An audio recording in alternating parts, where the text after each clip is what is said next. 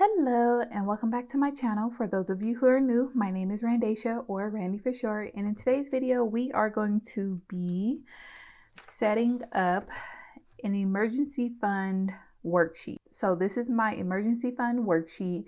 I will have this available in my Etsy shop, but basically I'm redoing the trackers that I used to have in my Erin Condren budget planner, or I should say my Erin Condren monthly planner that I used as a budget planner last year in 2020.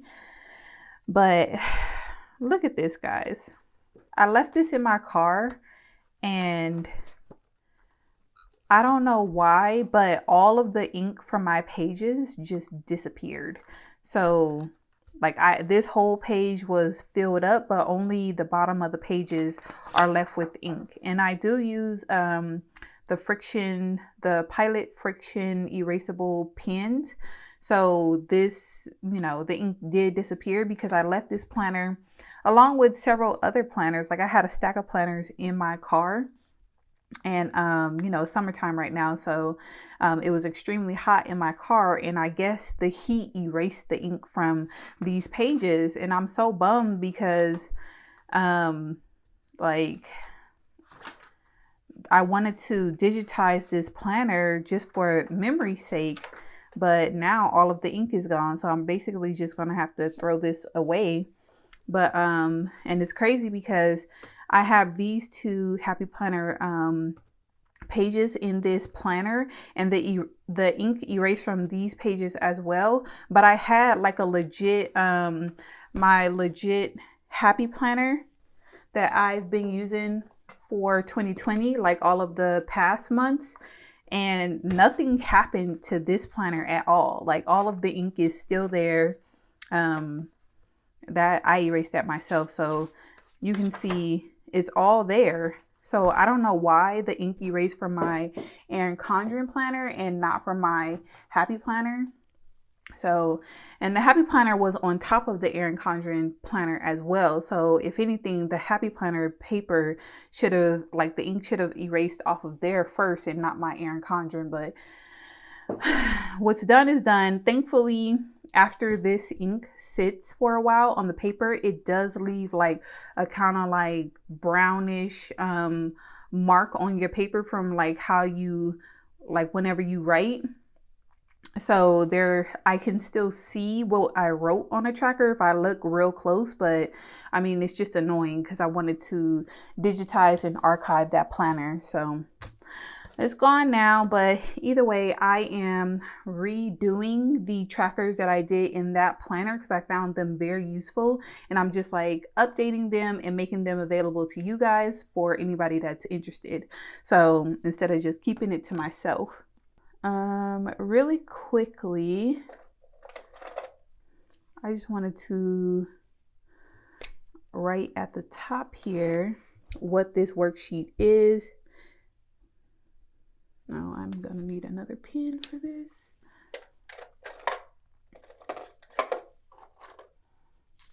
Let's use my Tombow.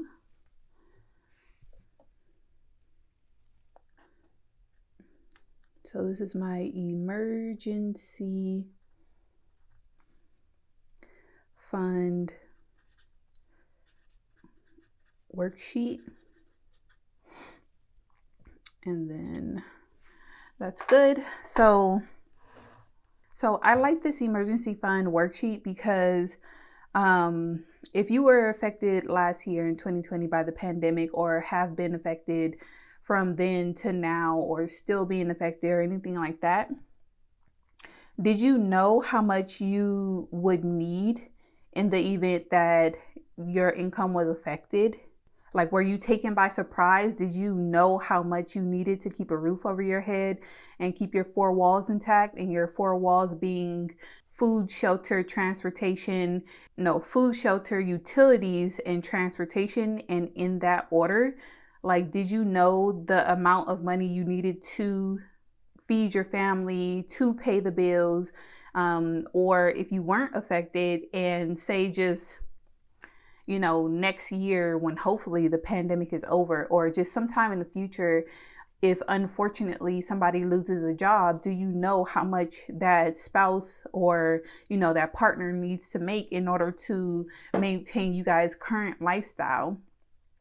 So basically that's what this is, and that's why I find this template very helpful, because in the case of an emergency, I don't have to guess what bills I'm going to cut out, what bills I'm going to keep on paying, and it is the basis of my family's emergency fund. So in the event that something happens with my family, I'm gonna just turn to this page here and just look and see like how much we're gonna need to get by every month and what all we should cut off or reduce or anything like that, so that we can make ends meet month to month until we get back to where we were financially. So with that said, let me tell you guys what the columns are. So this column is a description of the expense or whatever bill you're trying to pay. This is the amount, and then I did a space for notes. And then down here is the emergency fund estimates, where you can put how much you're going to need for 3 months, 6 months, 9 months, and 12 months. And then a little spot for even more notes if you needed. So I wanted to leave this kind of open just because everybody's lifestyle is different, and we have a toddler who's currently in daycare, and we are expecting twins currently. So what my emergency fund might look like is definitely going to be different from anybody else's. So that's why I don't have this sectioned off and have totals like on these pages, because I want you to be able to, use this worksheet as you need to. So if you don't have as many expenses in case of an emergency that you need to maintain, then that's great. So, but just in case you do, then hopefully this is enough space for you to keep track of it. So I'm going to go ahead and write down all of the expenses that we're going to need in case of an emergency, the amount, and then any notes. And then I'm also going to fill in how much we're going to need to build up an emergency fund for 3, 6, 9, and 12 months. So I'll be right back. Alrighty. So I went ahead and looked at my current expenses. So I flipped to July and I checked out my monthly budget to see what was essential in our current lifestyle, that in the case of an emergency and our income was further like drastically reduced, which one of these expenses would we have to keep, or we would like to keep in order to maintain our a decent lifestyle. So that's where I got all of my expenses from and all of my numbers from. So and also too, you can use the monthly bill tracker that's in my shop. You can use this as well to figure it out. But for right now, let's go over what I put down for my family. So of course, we would take care of everything within our 4 walls. So our mortgage, which is $1,864.66. Childcare, if we were able to, because our toddler son is in childcare. So we would want to maintain that because it is a great childcare, and he loves going to it and he learns a lot and we see the difference. So we would want to maintain that if possible. Water and trash would be $120. Electric is $15. Natural gas. I use the monthly estimate for this. So I just put a note that I use the monthly estimate, which I get from my utilities tracker. Let me show you guys. So this is my utilities tracker, which is also in my Etsy shop. And right here, I have what the monthly average is for my utilities. And that's where I got the number from. So for natural gas, typically it's $47.09 on average every month. So I just round it up to $50 in order to get that number. Electric is rarely over like $13, $14. And water and trash is typically about 115. It's been holding steady around 115 every month for like quite a few months now. So I'm comfortable with that number in case of an emergency. And then life insurance for me and my husband, and then MetLife, which is our car insurance, Frontier, which is uh, our home internet.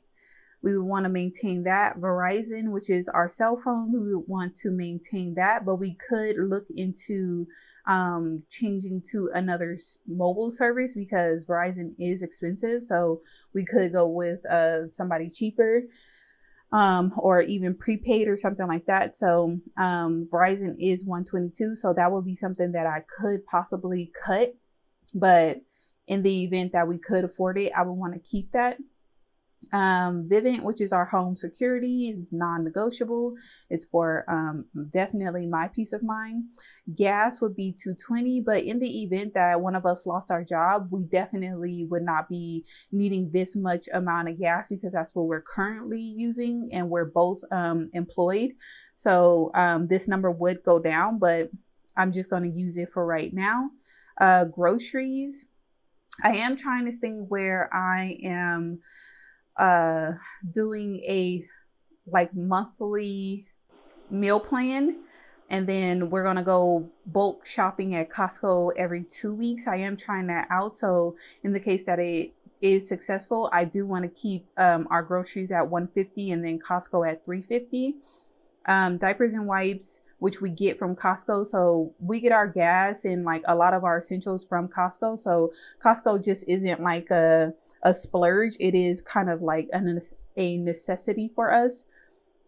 So diapers and wipes, which we definitely want to keep that because we are expecting twins and our toddler still is in pull-ups and we're doing potty training. So that's essential for us.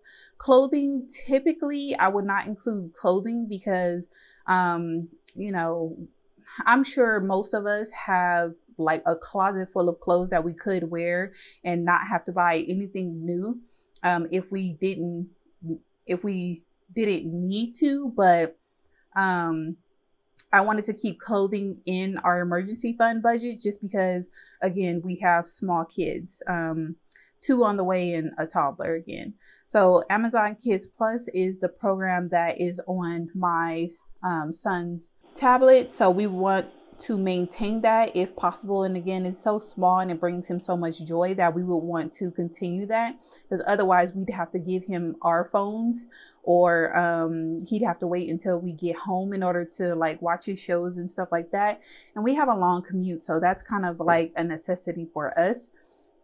And then this right here would be like our must-haves, but in the event that we would be able to afford it, I did want to put in a small house supplies / catch-all kind of like sinking fund, so of $30, so that we could buy our essentials like toilet tissue and just whatever we may need, such as like toiletries and all that other kind of stuff. It will fall into this category right here. So again, we will mostly use the money for house supplies, but in the event that we needed something else for like home repair or car repair maintenance, it would come from this $30. So not a lot, but definitely something. And then again, with us expecting, I would try to maintain some type of medical fund, and I would try to put at least $50 in there a month. And then